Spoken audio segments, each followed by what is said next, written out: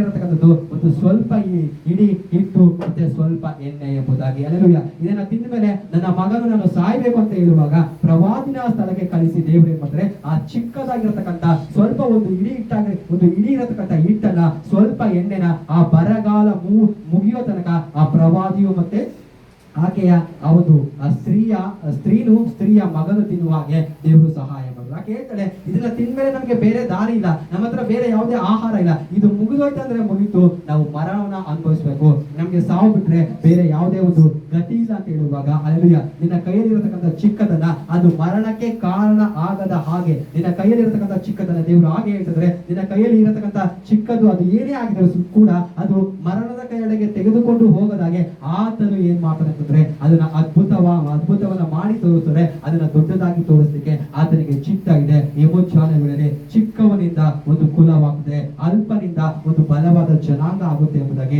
ವೇಳೆಯಲ್ಲಿ ದೇವರು ನಮ್ಮ ಜೀವಿತಕ್ಕೆ ಆಲೋಚನೆ ಇರುವಂತವರಾಗಿದ್ರೆ, ನಮ್ಮ ಜೀವಿತ ಕ್ರಮ ಇಲ್ಲದಂತ ಒಂದು ಜೀವಿತವಾಗಿದ್ರೆ ವೇಳೆಯಲ್ಲಿ ಆತನ ಅದನ್ನ ಕ್ರಮ ಪಡಿಸಬೇಕೆಂಬುದಾಗಿ ಆತನು ಆಲೋಚನೆ ಇಟ್ಟುಕೊಂಡಿದ್ದಾರೆ. ಕ್ರಮ ಇಲ್ಲದಿರತಕ್ಕಂಥ ಜೀವಿತಗಳನ್ನ ಆತನು ಕ್ರಮ ಪಡಿಸ್ತಾನೆ. ಅಲ್ಲೂಯ, ಅಂಧಕಾರದ ಒಂದು ಕಾರ್ಯದಲ್ಲಿ ಯಾರಾದ್ರೂ ಅಲ್ಲೂಯ ಬಳಲುವಂತವರಾಗಿದ್ರೆ, ನನಗೆ ಪ್ರಕಾಶ ಇಲ್ಲ, ನನ್ನ ಜೀವಿತದಲ್ಲಿ ಬೆಳಕು ಇಲ್ಲ ಎಂಬುದಾಗಿ ಯಾರಾದ್ರೂ ಆಲೋಚನೆ ಮಾಡಿಕೊಂಡಿರೋದಾದ್ರೆ ಖಂಡಿತವಾಗಿ ಈ ಸಂದೇಶದ ಮುಖಾಂತರವಾಗಿ ದೇವರು ನಿಮ್ಮ ಜೀವಿತಕ್ಕೆ ಅಲ್ಲೂಯ ಆ ಅಂಧಕಾರದ ಕಾರ್ಯಗಳನ್ನ, ಆ ഇരുಳಿನ ದಿವಸಗಳನ್ನ ದೇವರು ತೆಗೆದಾಕಿ ಏನ್ ಮಾಡುವಂತವರಾಗ್ತಿರಂದ್ರೆ ಆತನು ತನ್ನ ಪ್ರಕಾಶವನ್ನ ನಿಮ್ಮ ಮೇಲೆ ಕೊಡ್ಲಿಕ್ಕೆ, ನಿಮ್ಮ ಜೀವಿತದಲ್ಲಿ ಅಂಧಕಾರವನ್ನ ತೊಲಗಿಸಿ ದೇವರ ಬೆಳಕು ಉದಯಿಸುವಂತೆ, ನೀತಿ ಸೂರ್ಯನ ಬೆಳಕು ನಿಮ್ಮ ಜೀವಿತದಲ್ಲಿ ಪ್ರಕಾಶಕ್ಕೆ ಬರುವ ಹಾಗೆ ದೇವರು ಸಹಾಯ ಮಾಡ್ತಾರೆ ಎಂಬುದಾಗಿ ಅಪೊಸ್ತಲರ ಕೃತ್ಯ 27ನೇ ಅಧ್ಯಾಯದಲ್ಲಿ ಹೇಳಿರತಕ್ಕಂತ ಆ ಅವಸ್ಥೆ ನಿಮಗೆ ಸಂಭವಿಸಬಾರದು ಎಂಬುದಾಗಿ ದೇವರು ಹೇಳ್ತಾರೆ. ಏನು ಅಪೊಸ್ತಲರ ಕೃತ್ಯ 27ನೇ ಅಧ್ಯಾಯದಲ್ಲಿ ಬಂದಿದ್ದಾರೆ ಅಂತಂದ್ರೆ, ಅಲ್ಲೆಲೂಯಾ, ಅವರು ಹಡಗಲ್ಲಿ ಪ್ರಯಾಣ ಮಾಡುವಾಗ, ಆ ಹಡಗಲ್ಲಿ ಅವರು ಪ್ರಯಾಣ ಮಾಡ್ತಿರುವಾಗ ಅಲ್ಲಿ ಸೂರ್ಯನು ಕಾಣಿಸ್ತಿರುವಂತೆ, ಅವರಿಗೆ ಚಂದ್ರನು ಕಾಣಿಸ್ತಿರುವಂತೆ, ಅವರಿಗೆ ನಕ್ಷತ್ರಗಳು ಕಾಣಿಸ್ತಿದೆ ಎಂಬುದಾಗಿ, ಅವರ ಸುತ್ತಲೂ ಕಾರ್ಗತ್ತಲೆ ತುಂಬಿದೆ, ಅವರು ಸಮುದ್ರದಲ್ಲಿ ಪ್ರಯಾಣ ಮಾಡ್ತಿದ್ದಾರೆ. ಅಲ್ಲೆಲೂಯಾ, ಅನೇಕ ದಿವಸಗಳ ಕಾಲ ಒಂದು ಸೂರ್ಯನಾಗ್ಲಿ ಚಂದ್ರನಾಗ್ಲಿ ನಕ್ಷತ್ರಗಳಾಗ್ಲಿ ಕಾಣಿಸ್ತಿರತಕ್ಕಂತ ಒಂದು ಅಲ್ಲೆಲೂಯಾ ಟ್ರಾವೆಲ್ ನ ಮಾಡ್ತಾ ಇದ್ರೆ ಯಾರಿಗೇ ಆಗ್ಲಿ ಕಾರ್ಗತ್ತಲೆ ಇರತಕ್ಕಂಥ ಮನುಷ್ಯರಿಗೆ ಖಂಡಿತವಾಗಿಯೂ ಡಿಪ್ರೆಷನ್ ಅನ್ನೋದು ಖಂಡಿತವಾಗಿಯೂ ಬರ್ತದೆ ಎಂಬುದಾಗಿ. ಯಾಕಂದ್ರೆ ಅಲ್ಲಿ ಬೆಳಕು ಕಾಣಿಸ್ತಾ ಇಲ್ಲ, ಸೂರ್ಯನೂ ಕಾಣಿಸ್ತಾ ಇಲ್ಲ, ಚಂದ್ರನೂ ಕಾಣಿಸ್ತಾ ಇಲ್ಲ. ವಾಕ್ಯ ಬರುತ್ತೆ, ಅವರೆಲ್ಲರೂ ಆ ದಿನಕ್ಕೆ ನಿರೀಕ್ಷೆಯನ್ನೇ ಕಳೆದುಕೊಂಡು ಬಿಟ್ಟಿದ್ದಾರೆ. ಅಂದ್ರೆ ನಾವು ಬದುಕ್ತೀವಿ ಎಂಬತಕ್ಕಂಥ ನಿರೀಕ್ಷೆ ಅಥವಾ ಈ ಒಂದು ಕಾರ್ಗತ್ತಲೆಯಿಂದ ಹೊರಗಡೆ ಬರ್ತೀವಿ ಎಂಬತಕ್ಕಂಥ ನಿರೀಕ್ಷೆನ ಅವರೆಲ್ಲರೂ ಕಳೆದುಕೊಳ್ಳುವಾಗ ದೇವರು ಪೌಲನ ಬಳಿಗೆ ದೂತನ ಕಳಿಸಿ ಅವನ ಬಲಪಡಿಸುವಂತನಾಗಿದ್ದಾರೆ. ಶತ್ರುವಿನ ಆಸೆ ನಿಮ್ಮ ಜೀವಿತದಲ್ಲಿ ಯಾವುದೇ ಒಂದು ಸೂಚನೆಗಳು ಬರಬಾರ್ದು, ನಿಮ್ಮ ಪ್ರಾರ್ಥನೆಗಳಿಗೆ ಉತ್ತರ ಬರಬಾರ್ದು, ನೀವು ಡಿಪ್ರೆಷನ್ ಅಲ್ಲೇ ಕಾರ್ಗತ್ತಲೇ ನಿಮ್ಮ ಜೀವಿತವನ್ನ ಮುಗಿಸ್ಬೇಕೆಂಬುದಾಗಿ ಶತ್ರು ಆಲೋಚನೆ ಮಾಡಿರುವಾಗ ಆ ಕಾರ್ಗತ್ತಲೆ ಒಳಗಡೆ ಕೂಡ ದೇವರ ದೂತರನ್ನ ಕಳಿಸುವುದಕ್ಕೆ ದೇವರು ಶಕ್ತನಾಗಿದ್ದಾರೆ. ಕಾರಣ ಏನಂತಂದ್ರೆ ಪೌಲನು ದೇವರ ಭಕ್ತನಾಗಿದ್ದಾನೆ. ಪೌಲನು ದೇವರು ಹೇಳಿದ ಪ್ರಕಾರ ಟ್ರಾವೆಲ್ ಮಾಡ್ತಿದ್ರೆ, ಪೌಲನು ದೇವರ ಉದ್ದೇಶವನ್ನ ನೆರವೇರಿಸಲಿಕ್ಕೋಸ್ಕರ ದೇವರ ರಾಜ್ಯ ಸುವಾರ್ತೆನ ಸಾರ್ಬೇಕೆಂಬತಕ್ಕಂತ ಆ ಭಾರ ಅವನ ಒಳಗಡೆ ಇತ್ತು ಎಂಬುದು. ಅಲ್ಲೆಲೂಯಾ.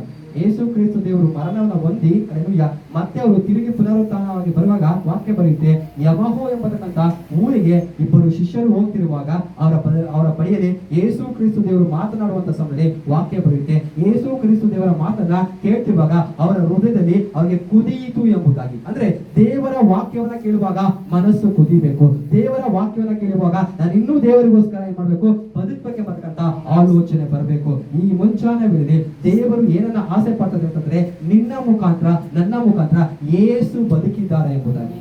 ಅಲ್ಲೆಲೂಯಾ.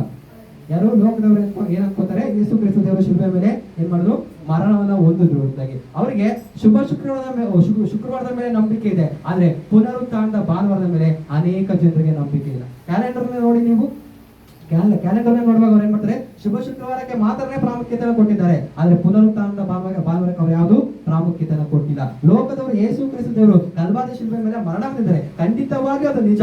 ಅದೇ ರೀತಿಗೆ ವಾಗ್ದಾನ ಮಾಡಿದ ಪ್ರಕಾರ 3ನೇ ದಿನದಲ್ಲಿ ಎದ್ದು ಬಂದಿದ್ದಾರೆ ಎಂಬುದಾಗಿ ಲೋಕದವರಿಗೆ ಯಾವಾಗ ಗೊತ್ತಾಗುತ್ತೆ ಅಂತಂದ್ರೆ, ನಿನ್ನ ಒಳಗಡೆ ನನ್ನ ಒಳಗಡೆ ಯೇಸು ಜೀವಂತವಾಗಿದ್ದಾರೆ ಎಂಬುದಾಗಿ ನಾವು ನಡೆದು ತೋರಿಸುವಾಗ, ಯೇಸು ಹೇಳಿದ ಪ್ರಕಾರ ಬದುಕಿ ತೋರಿಸುವಾಗ ಅವರಿಗೆ ಅರ್ಥ ಆಗುತ್ತೆ, ಯೇಸು ಕಲ್ವಾರಿ ಶಿಲುಬೆಯಲ್ಲಿ ಮರಣ ಮಾತ್ರ ಹೊಂದಿಲ್ಲ, ಇವರ ಒಳಗಡೆಯಿಂದ ಆತನು ಜೀವಿಸ್ತಿದ್ದಾನೆ, ಇವರ ಒಳಗಡೆಯಿಂದ ಆತನ ಏನ್ ಮಾಡ್ತಿದ್ದಾನೆ, ಅದ್ಭುತ ಕಾರ್ಯಗಳನ್ನ ಮಾಡ್ತಿದ್ದಾನೆ, ಮಹತ್ ಕಾರ್ಯಗಳನ್ನ ಮಾಡ್ತಿದ್ದಾನೆ. ಇವರ ಒಳಗಡೆಯಿಂದ ಅನೇಕ ಜನರಿಗೆ, ಬಡವರಿಗೆ ನಮಗೆ ಸಹಾಯ ಮಾಡ್ತಿದ್ದಾರೆ ಎಂಬುದಾಗಿ. ಆ ಯೇಸು ಕ್ರಿಸ್ತು ಭೂಮಿಲಿದ್ದಾಗ ಏನು ಗುಣಗಳು ಇತ್ತು ಆ ಗುಣಗಳು ಇವರ ಒಳಗಡೆ ಇದೆ. ಅಂದ್ರೆ ಇವರ ಮುಖಾಂತರವಾಗಿ ಯೇಸು ಬದುಕಿದ್ದಾರೆ ಎಂಬುದಾಗಿ ಲೋಕದ ಜನ ತಿಳಿದುಕೊಳ್ಬೇಕಂತಂದ್ರೆ ಆ ಪ್ರಕಾರವಾಗಿ ನಾವು ಬದುಕಬೇಕೆಂಬುದಾಗಿ ದೇವರ ಆಲೋಚನೆ ಇರುವಂತವರಾಗಿದ್ದಾರೆ. ಈ ಮುಂಚಾನೆ ವೇಳೆಯಲ್ಲಿ ಅಂದ್ರೆ ನಮ್ಮ ಜೀವಿತದಲ್ಲಿರತಕ್ಕಂತ ಕಾರಣಗತ ಎಲ್ಲ ಅದನ್ನು ತೊಲಗಿಸಿ ಆ ಡಿಪ್ರೆಷನ್ ಇಂದ ನಾವು ಹೊರಗಡೆ ಬರುವಂತೆ ಮಾಡಿ ಸೂರ್ಯ ಚಂದ್ರನು ಕಾಣದ ಹಾಗೆ ನಾವು ಏನಾಗ್ಬೇಕಂತಂದ್ರೆ ಡಿಪ್ರೆಷನ್ ನ ಒಳಗಡೆ ಇರಬೇಕೆಂಬುದಾಗಿ ಶತ್ರು ಆಲೋಚನೆ ಮಾಡುವಾಗ ಅಂತ ಪರಿಸ್ಥಿತಿಯಿಂದ ದೇವರು ಹೊರಗಡೆ ಕರ್ಕೊಂಡ್ ಬರ್ಬೇಕೆಂಬುದಾಗಿ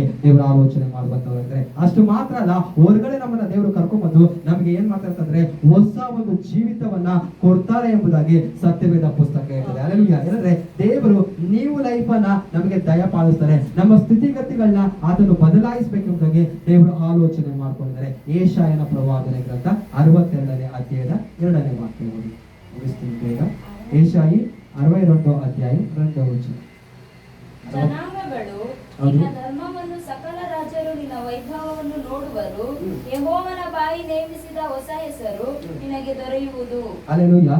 ದೇವರು ನಮಗೆ ಹೊಸ ಜೀವಿತವನ್ನ ಮಾತ್ರನೇ ಕೊಡ್ತೀನಿ ಎಂಬುದಾಗಿ ಅಲ್ಲ, ನಮಗೆ ದೇವರ ಬಾಯಿಂದ ನೇಮಿಸಿರತಕ್ಕಂತ ಹೊಸ ಹೆಸರು ಬರ್ತದೆ ಎಂಬುದಾಗಿ. ಅಂದ್ರೆ ಶತ್ರು ತಂದಿರತಕ್ಕಂತ ಒಂದು ರೋಗಗಳಾಗಿರ್ಬೋದು, ಶತ್ರು ನಮ್ಗೆ ಮರಣಕ್ಕೆ ಕಾರಣವಾಗಿರತಕ್ಕಂತ ಯಾವುದೇ ಪರಿಸ್ಥಿತಿಗಳನ್ನ ನಮ್ಮನ್ನ ಸಿಕ್ಕಿಸಿರ್ಬೋದು. ಹಲ್ಲೆಲೂಯಾ. ಅವರು ಅಡಗಲ್ಲಿ ಹೋಗ್ತಾ ಇದ್ರೆ ಅವರ ಜೀವಿತದಲ್ಲಿ ಮರಣ ಸಂಭವಿಸಬೇಕು, ಅವರಿಗೆ ಬೆಳಕು ಬರಬಾರ್ದು, ಅವ್ರು ಯಾರು ತಪ್ಪಿಸಿಕೊಂಡು ರಕ್ಷಣೆ ಹೊಂದಬಾರ್ದು ಎಂಬುದಾಗಿ ಶತ್ರು ಹಲ್ಲೆಲೂಯಾ ಸೆಟ್ ಮಾಡಿರತಕ್ಕಂತ ಎಲ್ಲ ಟ್ರಾಪ್ ಇಂದ ದೇವರು ಬಿಡುಗಡೆ ಮಾಡ್ತಕ್ಕಂಥವರಾಗಿದ್ದಾರೆ. ಬಿಡುಗಡೆ ಮಾಡಿ ಏನ್ ಮಾಡ್ತಾರೆ ಅಂತಂದ್ರೆ ಹೊಸ ಒಂದು ಜೀವಿತವನ್ನ ನಮ್ಮ ಜೀವಿತಕ್ಕೆ ಆತನು ದಯಪಾಲಿಸ್ತಾನೆ.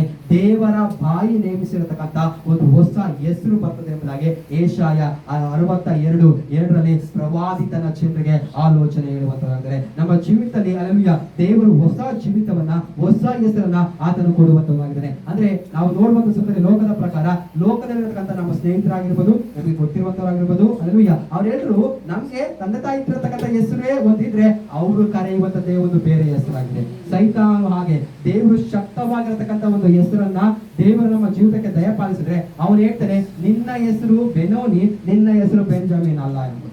ಹಲ್ಲೆಲೂಯಾ. ನೀನು ನೋವಿನಲ್ಲೇನೆ ಹುಟ್ಟಿರತಕ್ಕಂಥದ್ದು, ನೀನು ನೋವಿನಲ್ಲೇ ಇರ್ಬೇಕೆಂಬುದಾಗಿ ನಿನ್ನ ಹೆಸರು ಬೆನೋನಿ ಎಂಬುದಾಗಿ ಅವನು ಹೇಳುವಾಗ ಹಲ್ಲೆಲೂಯಾ ಏನಂತಂದ್ರೆ ದೇವರು ಹೇಳ್ತಾರೆ, ನಿನ್ನ ಹೆಸರು ಬೆನೋನಿ ಅಲ್ಲ, ನಾನು ನಿನ್ನ ಹೆಸರನ್ನ ಬೆಂಜಮಿನ್ ಎಂಬುದಾಗಿ ಬದಲಾಯಿಸಿದ್ದೇನೆ ಎಂಬುದಾಗಿ.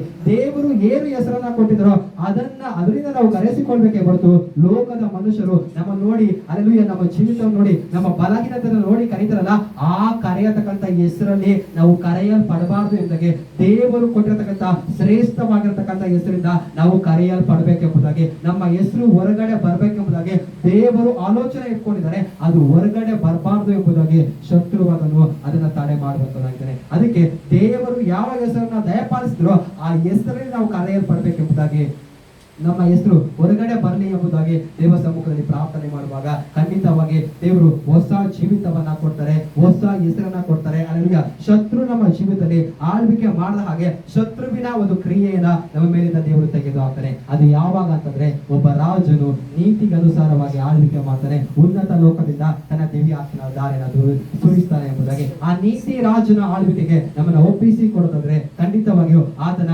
ಉನ್ನತ ಲೋಕದಿಂದ ಪರಿಶುದ್ಧ ಆತ್ಮನ ಸುರಿಸಿ ದೇವರು ನಮಗೆ ಸಹಾಯ ಮಾಡ್ತಾರೆ.